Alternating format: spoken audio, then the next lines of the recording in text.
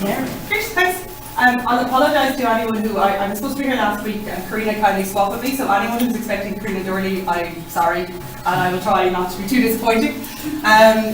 Okay, so today I'm going to talk about the take-up of medical and GP visit cards in Ireland. So this is part of work we've been doing for the Department of Health at the ESRI. So I coordinate the area of taxation, welfare and pensions research, and as part of that we provide to government users a microsimulation model, a tax benefit model known as Switch. So this kind of came out in work that we were doing in integrating these kind of non-cash benefits into the model itself. So of course I'd like to thank the Department of Health for the funding. So in terms of layout, I'm going to talk people through, just briefly through the medical and GP visit card system for anyone who's not familiar with how they work in Ireland. Touch very briefly on some summary findings from non-take-up literature. I'm going to talk you through how we model eligibility for cards, the data that we use. Spoiler alert, there is non-take-up, otherwise this would be a very boring presentation, so I'll talk you through the take-up estimates and how we come to those. And then part of what we've been doing is trying to profile those who aren't taking up their entitlements and try to see can we get at any of the reasons as to why that might be. And I'll finish up with some conclusions. So feel free to stop me for questions during if anything needs to be clarified, and we can have a discussion at the end. Okay, so if you're not familiar with the medical or GP visit card system in Ireland, they are two kind of health insurance cards that are mainly means tested, and I'll explain what I mean by mainly. So if you're not familiar with the Irish health system, if you have to go to a GP or go to hospital, you have to pay for these services. So an average GP visit's around €55. If you need to go into hospital, we do have a public system, but you still need to pay €80 for the first 10 nights of staying in hospital in a year before it's capped by the government. The same applies for prescription medicine. If you don't have coverage under one of these schemes or you've got private medical insurance, then you've got to pay for your own medicine, again subject to a cap under the drugs payment scheme.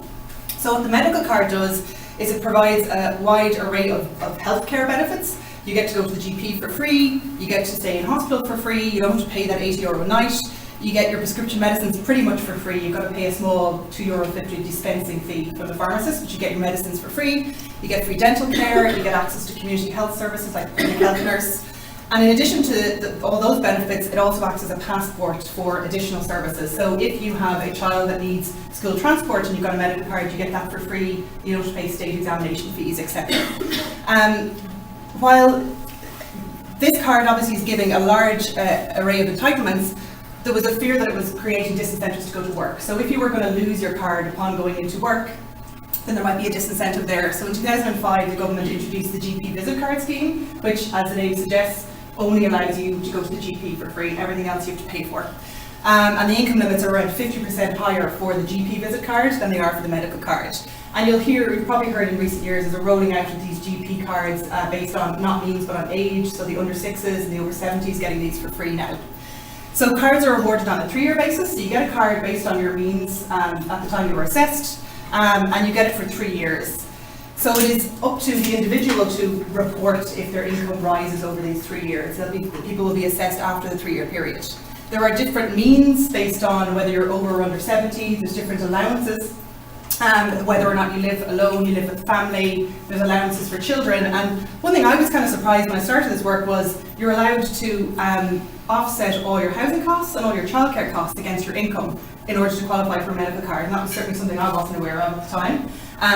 And you can also allow your travel to work costs as well. So there's quite a lot of allowances off your income to arrive at your means. As I said, both cards are mainly means tested, but there are some discretionary cards awarded. So discretionary cards are given, the exact term is if the person faces undue hardship. Now there's no hard and fast rule as to what that means. That's up to the assessor to decide if there's undue hardship. Generally it means your doctor would fill in, while you're filling in an application form, will fill in a form for you to say perhaps you have an illness that's costly, you've got a lot of medicine you have to take, etc. And you've got to provide some proof of these. But it is pretty much open to interpretation as to how these cards are given out. But for the most part they're means tested. We've got around 7% in 2017 were discretionary under medical and GP visit cards. So these would be people over the income limits but who get one on this discretionary basis. As part of the fear around surrounding work incentives and disincentives that may arise from having a medical card, those who are returning to work after long periods of employment now get to retain their card for 3 years. So if you've been on long-term unemployment benefits or low-income family payments, you can keep your card upon returning to employment for 3 years. In terms of coverage, it's very high. You've got over a third of the population in receipt of a medical card and 10% holding a GP visit card. So, as I said, when we were doing work on, our main aim was to kind of integrate this into a microsimulation model, so the government can use it to say, okay, what if we go and we change income limits and we roll out cards based on age, what's it going to cost us, who's going to gain from this? But we're coming across issues of non-take-up, which I'll show some results on. Firstly, looking at some of the reasons for non-take-up before we get into the numbers, there's what are termed primary or secondary causes. Primary, you're ignorant of the scheme, you don't know it exists at all, or you incorrectly believe you are ineligible. So as I said, I was quite surprised at the number of allowances that people were allowed against their income. So perhaps people know the card's there. I must admit as well, I had a kind of preconception that this was only for people on benefits, so it's not. If your means are below the income limit, it's not solely social welfare recipients that get to have medical cards, as long as you're on a low enough income. There may be stigma attached to admitting that you're lower income, that you're entitled to this card.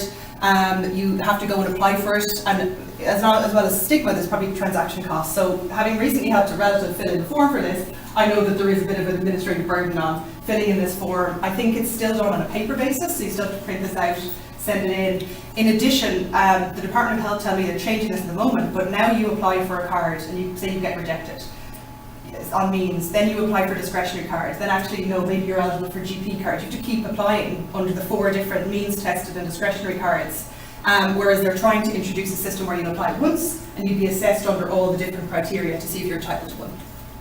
And then finally, there could be secondary non-take-up, so you could apply, but you could be incorrectly refused.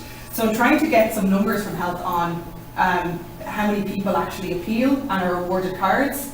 I haven't gotten those yet, but I did have a look at the 2015 Social Welfare Appeals Office printed numbers on the number of people who made a claim after they were refused a cash benefit, so some form of social welfare. So out of 25,000 individuals who put in a claim for it to appeal, 59% were awarded the benefit upon appeal. And seeing as these are simple, I either qualify or I don't, I'm eligible or I'm not, I'm under the means or I'm not, it would certainly suggest that there could be secondary non-take-up of these medical and GP cards as well. So there are doctors that don't accept the medical card, right? So you could come up with a profile of a person who's just really, really cares about their health care, even though they're very poor, and they live in an area where the doctors don't accept medical cards, and they care about their BHI and they want BHI anyway.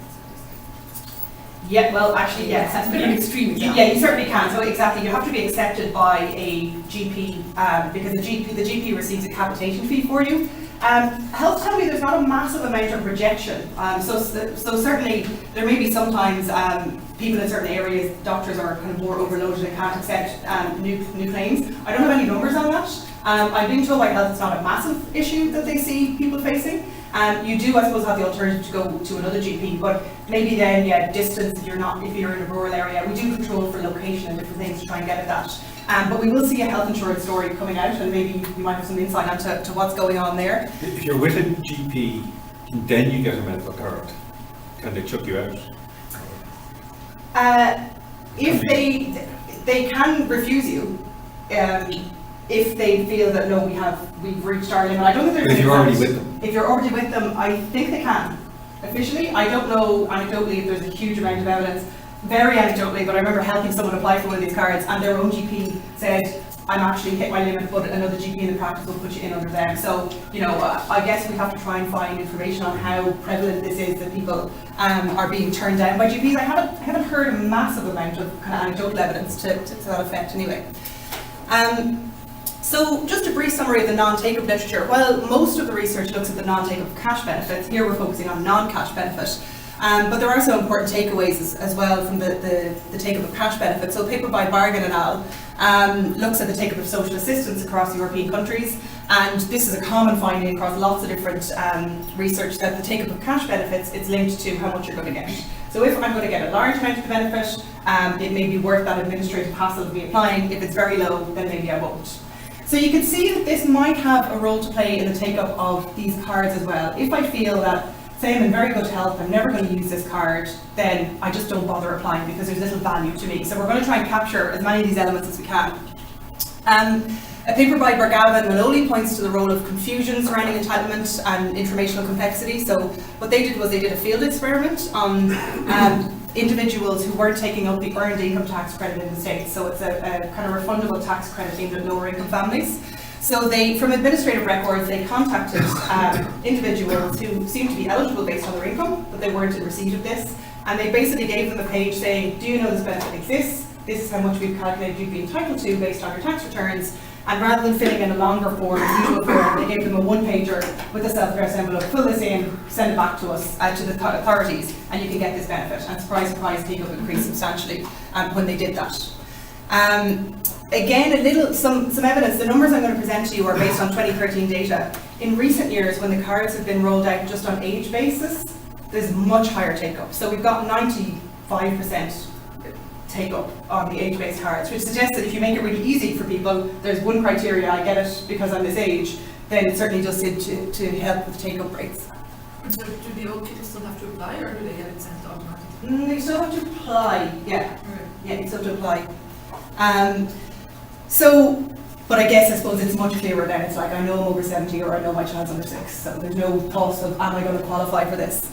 One paper we did come across, quite similar to what we're doing, was by Eris et al. In Turkey. So Turkey was introducing, they're trying to aim for universal health insurance coverage. This probably sounds familiar to anyone who's been living in Ireland in the last few years. This was floated around Ireland as well.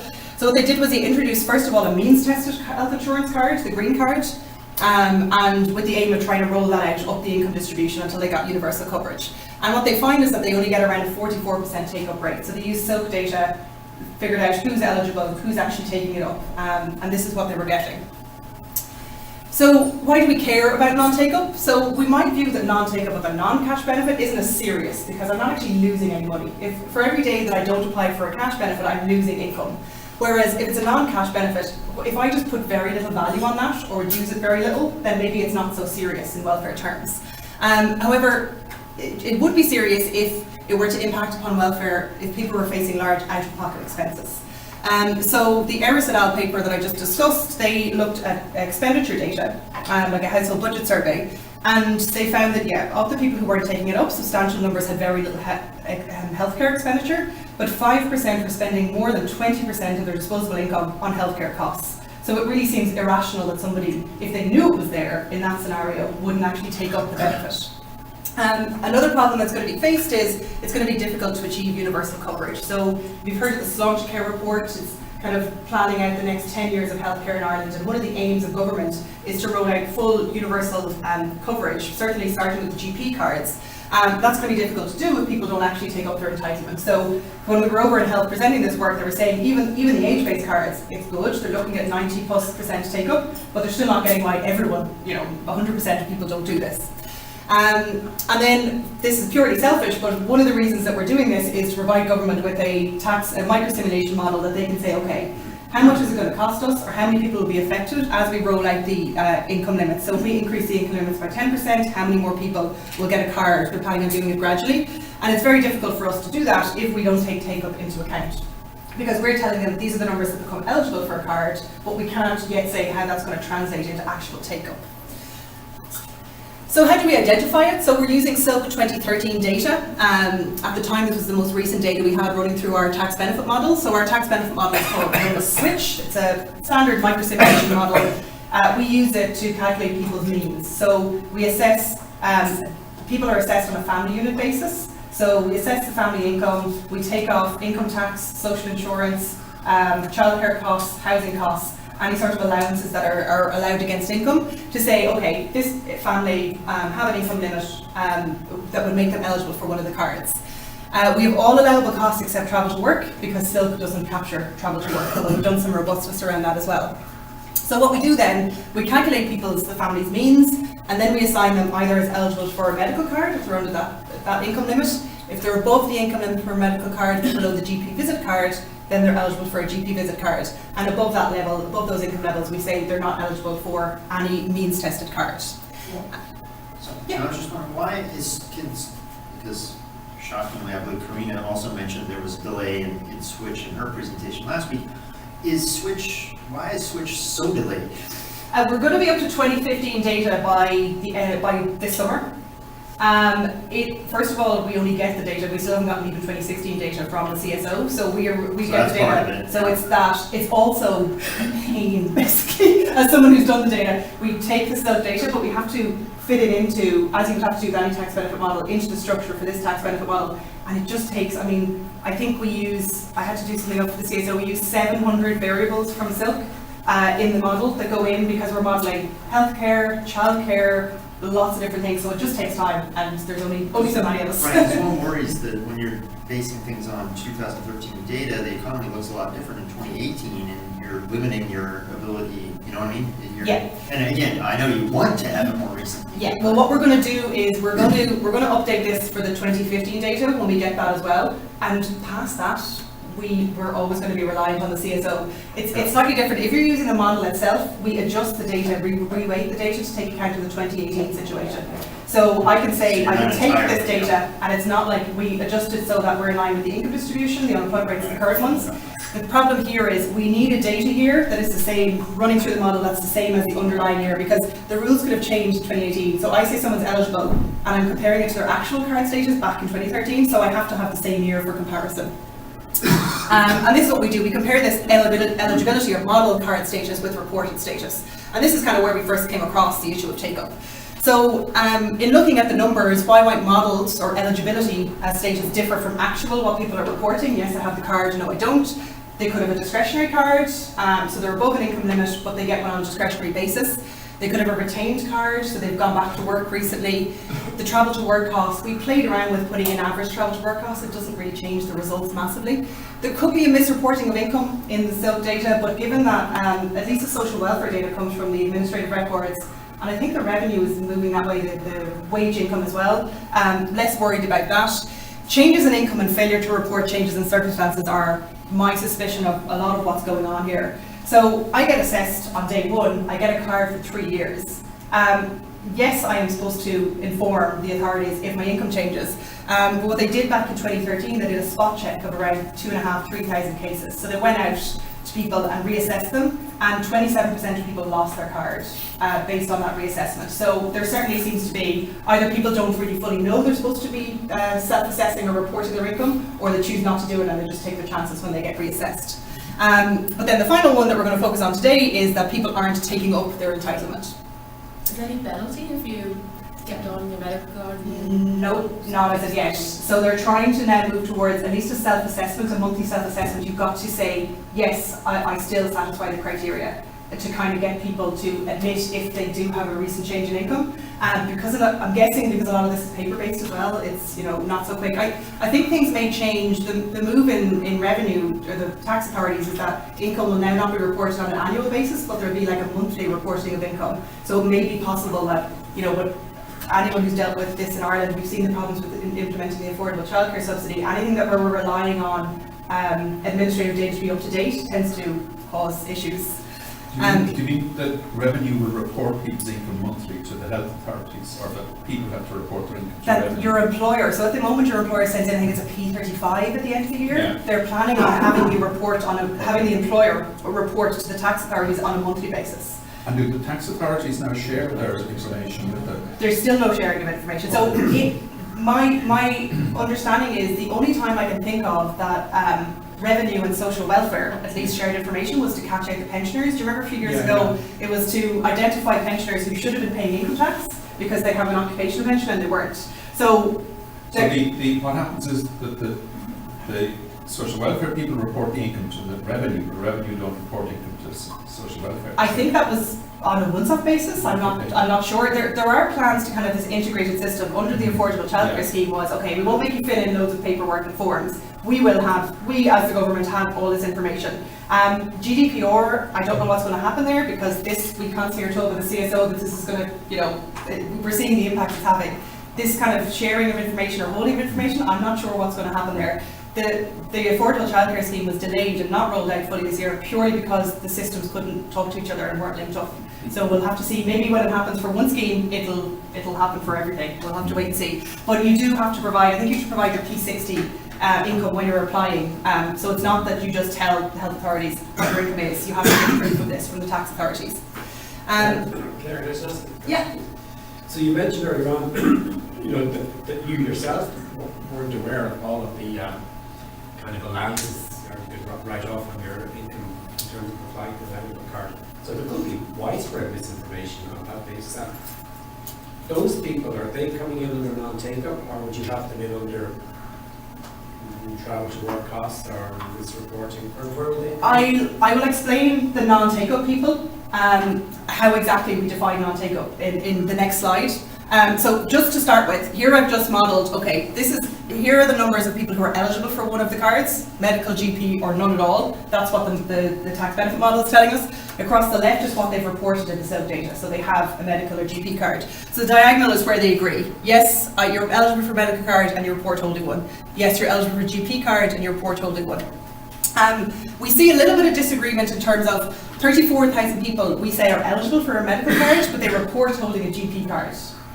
So it's pretty small in the total numbers, but there are some in that category. We've got a larger group who we say are eligible for a GP card, but they hold a medical card. So this could be where our discretionary people come in, our retained cards. So we say your income says you're eligible for either a GP card or none at all, but you're telling me that you hold a medical card.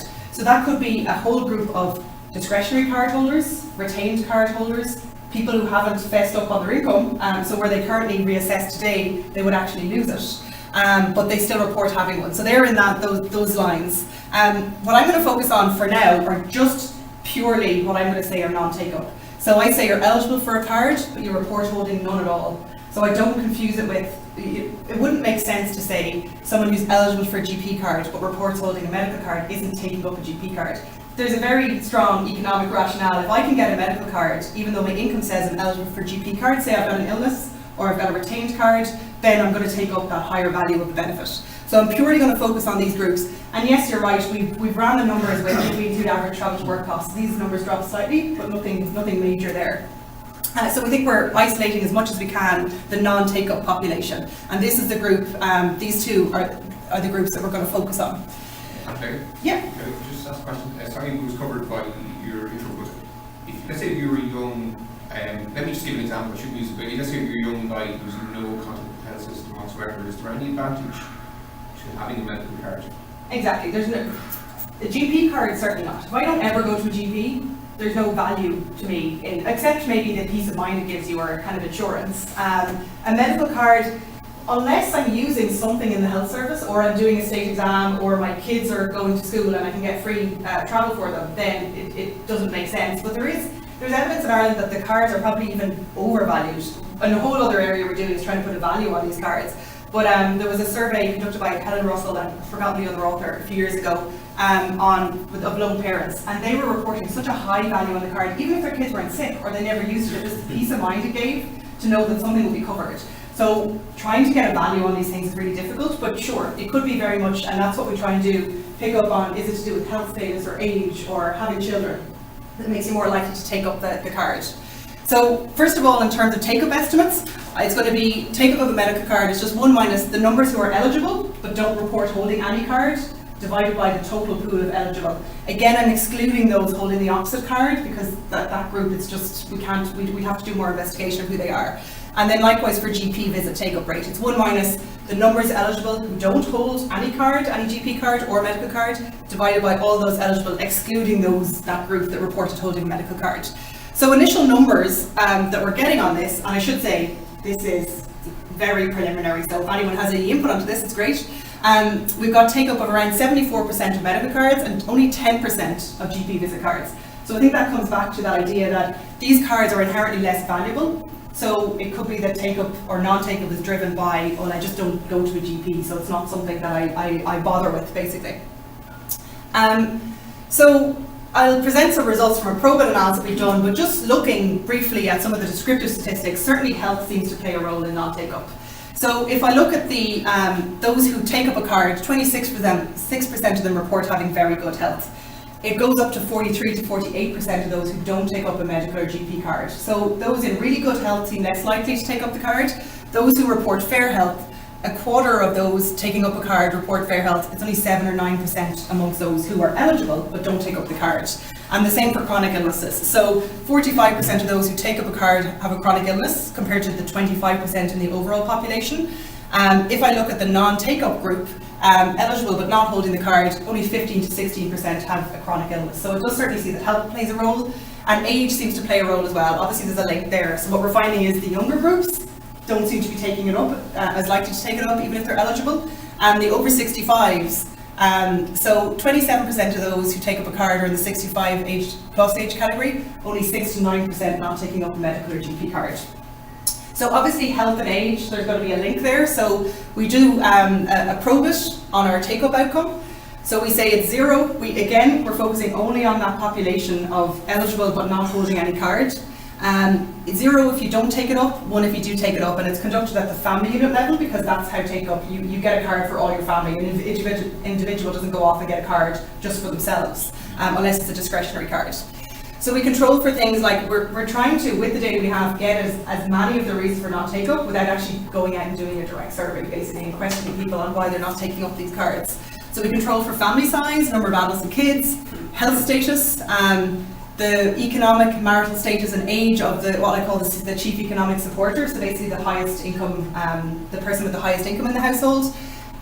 We control for housing tenure and social welfare receipt based on the paper by Olivier Bargan and others, where they found that those who were receiving social welfare or receiving more of their income from social welfare and those who are in social housing are more likely to take up other cash benefits. So it seems like you're already either in the know, you're in the system, maybe there's less stigma for people who are already getting a benefit to apply for another one, so we control for those characteristics. I also thought as well, when I was thinking back to my surprise at the number of things you could allow against your income, I thought that the gap from the income limit might matter. So if I'm just slightly under the income limit, and say it's my childcare costs that have pushed me under, and I don't know I can allow them, maybe I'm less likely to take up relative to people who are really, really far away from the income limit, so they're really, really low income people. So we control for that as well. I also control for whether or not people hold health insurance to see if this is kind of an alternative to having a medical card, is there some impact there? And then we have a location, urban, rural and health board regions. We were kind of trying to get at this distance maybe from GPs, but as you'll see, I'm not getting anything on the location. It's probably not fine enough. Will you see previous years GP? We will be. We don't at the moment. So our plan is, now that we're going to have 3 waves of data to do this, we're going to do it for 13, 14 and 15. And you ruined one of my next pieces of work, is to look at last year's income. So we base it on current income, but we can assess people on their last year's income to see, has there been kind of a change in their circumstances. For the moment, we're just assessing on current income. And this is SILK data? This is SILK data. So SILK asks, are you in receipt of whatever type of card? Exactly. So we can assess health insurance and that. Yeah. So there's, it's not a huge sample size, but it's got a lot of good information. The fact that it's got childcare costs, if anyone's been dealing with the CSO and SILK, we're really keen to keep in as much of this information because of GDPR, they're kind of limiting data access. It's really important for us and for this kind of tax benefit modelling, you've got all this information available. Okay, so I'm only going to present the results that are statistically significant. Starting off with health, so no big surprise from what we saw from the descriptives. If there's somebody in the family who's reports poor health, you're 12% more likely to take up a card. These are marginal effects. Fair health, you're 5% more likely. If somebody in the household has a chronic condition, you're again 5% more likely to take up the card. So health certainly seems to play a role. Number of children, so even controlling for health status, it kind of goes back to what I was talking about of the fear of lone parents of facing unexpected costs. You can imagine if you have, the more children you have, the more there's kind of a fear that you might have to pay for GP visits or pay for medication for them. So 3% increase in the likelihood of take-up if you've got for every child in the household under 18. Here, again, I'm probably stretching a bit, but these results highlighted in red suggest to me some sort of lack of awareness of entitlement. So first of all, one of the questions in SILK is, was there anybody in the household who had an unmet health need in the last year? And if so, why was that? So the majority of people report that it was due to cost. So I included a dummy for that, just to kind of pick up on, it would be strange that you would, even though these are all people eligible for medical cards, why you wouldn't take up a medical card if you knew it existed. So you had an unmet health need in the house for financial reasons, and yet you still, you didn't apply for one of these cards. Having health insurance as well. So again, I can totally understand why somebody would hold a medical card and health insurance. Because of the system in Ireland, if anybody's tried to get in to see a consultant via the public system, you could be on a very long waiting list. Whereas if you have private health insurance, you can bypass those waiting lists. So to me, they're not an alternative. I don't see health insurance and medical cards being totally alternatives to each other. Because if I can hold a medical card, if I have health insurance, I still generally have to pay, maybe it's a scheme I'm on, I have to pay to go to the GP, I have to pay a certain amount to go to consultants, so they're not kind of covering all of the same needs. But if the household has health insurance, you're 13% less likely to take it up. And bear in mind, these are all lower income households. These are people who fall under the medical card means. So insurance premiums are not exactly very cheap. So why you wouldn't take it up if you were entitled to a medical card, that to me seems slightly strange. The self-employed as well are around 11% less likely to take up their card.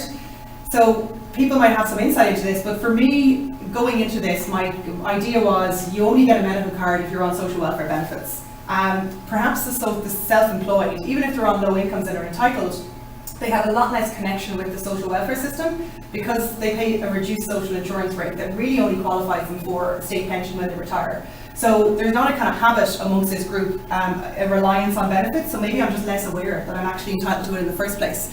Also, there's always problems with self-employed income in that, you know, it's reporting of this, there's issues. So maybe people are just unaware or feel like it's too much of a burden to prove the income that they have. And then similar to the paper that I talked about on the influence of receiving social welfare or being in social housing, if I rent from a local authority, I'm 18% more likely to take up a card. If I receive, relative to receiving no social welfare income, if I receive up to 50% of my income from social welfare sources, it increases my likelihood of taking up the card by around 4%. If I receive more than 50% of my income from social welfare, it increases the likelihood of taking up by 11%. So that certainly seems to suggest that for this group, there's either more knowledge of the system or there's less of a stigma in applying for another benefit, seeing as I'm already in receipt of some cash benefits. And then finally, there is an effect just for age on its own, so quite high for the over 65. So if I'm over 65, even controlling for health status in the house, I'm 24% more likely to take up the card. So I'm not really sure what's going on there. Again, it could be the over 65s, it tends to become the time that you become eligible for a state pension. So maybe once you get into the system and you get one benefit, you're more likely to apply for other benefits. It could also be as you age, you fear about your health in the future. So you take up a card because you fear that you might have to use the services. Did you have a question? Yeah, it's just there's a nice literature on the age profile of risk aversion, which would be interesting on that one. I mean, there's obviously health need is maybe more obvious explanation, but the risk aversion would be another interesting background. And that, I think the younger are generally less risk averse. So then I guess that explains why we're getting a slightly lower reduction in take up for the under 26s, but nothing else for the other age groups. So, have you got the over 70s in with the So over I'm 65s? over 65s. Ooh, I have to check. I think we may have just done 65 and over. I only show, because we have so many controls, I'm just only showing the ones that were significant. But I can check to see if there's a gap we could control for 65 to 70 and 70 plus. Maybe because during this time period, back, I can't remember the exact year, but the over 70s automatically got medical cards, then it was withdrawn, and there was a lot of change in the system. So maybe the over 70s are more aware because they had one that was maybe taken off them on a means basis. So I was a bit surprised, I didn't find any effect for the proximity to the income limit. So those who were really far away or those who were really close to the limit, there's no effect going on there. The health board area or region or the gender of the head of the household or chief economic supporter, there was no impact there. I'll go on to the GP visit card results. We find less significant results for GP visit cards, and we also we have a smaller sample size, so we don't control for as much as we're doing with the medical cards. A similar enough story with the GP visit cards, no effect of self-assessed health. If people have a physical condition in the household, 13% that's significant at the 90% level, take up the card. The thing here is remembering that this is the group of individuals who are eligible for GP card and either are taking it up or not taking up that card. There could be a kind of selection effect in that a lot of people who are eligible for GP visit card, or some of them, may actually be holding a medical card because they have some health underlying condition, so they might just be in this sample, this individual sample. Again, similar story with an unmet health need or having health insurance. I'm 13% less likely to take up the card if I reported there was an unmet health need in the household. and 9% less likely if the household is holding health insurance. And then similar again pattern with the social welfare income. So 9% more likely to take up the card if I receive some social welfare, but it's up to half of my income. If it's more than half of my income or all of my income, I'm 19% more likely to take up my GP visit card entitlement. So in terms of the causation story, it's actually more plausible to say, well, the GP visit card results in you being less likely to have unmet need rather than the other way around, right? I mean, it's kind of like, it isn't really a misogynist there. No, I'm putting it in, as I suppose just to try to identify the kind of lack of knowledge story. So I think unless you actually went out to these people and interviewed them and said why, they do ask why was it not met? And said the first reason is cost. So it just, to me, including this was kind of maybe a lack of awareness story. One thing I haven't done is we don't control for the education level of the head of household, so maybe there's something there. If there's any other controls that people can think of. Obviously we're trying to do this work with a data set that's not set up to profile non-take up.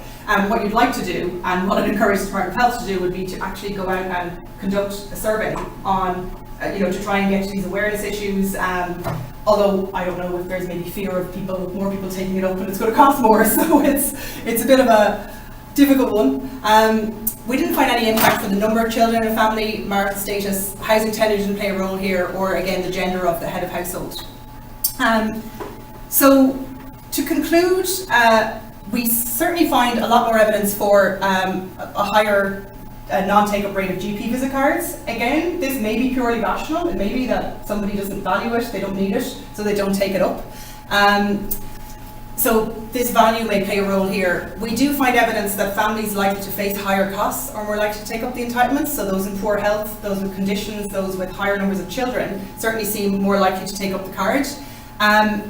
Certain findings point to a lack of awareness around entitlements. So that unmet health needs story, the health insurance, and as I said, I can understand why somebody with a medical card may still hold on to health insurance. I think this was kind of a pattern we saw over the recession, that people were hanging on to their medical insurance because it bought them different access. But why you wouldn't apply for a medical card while already paying for health insurance, to me, doesn't make much sense. Receipt of benefits seems to play a role, so more knowledge of the system or less stigma. And it's certainly going to be difficult to attain universal GP visit card coverage if take-up rates remain this low.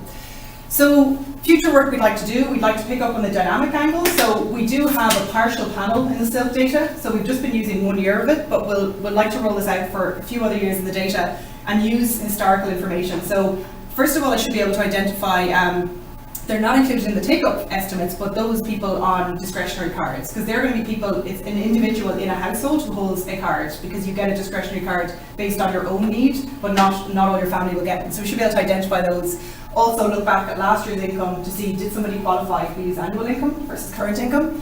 The other thing I'd like to do is to have a look at HBS data. So there's a lot of information in HBS on healthcare expenditures, and also information on whether or not people hold medical or GP cards. So it will be interesting to look and see, is it purely there's little value, I don't need it, or can we identify groups in HBS who are eligible for cards, don't report holding them, but still have quite high healthcare expenses, because that would certainly suggest a lack of knowledge of the cards. What's HBS?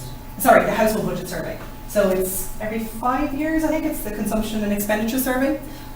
So I've got an intern that's going to be their job for the summer, is to go through that data.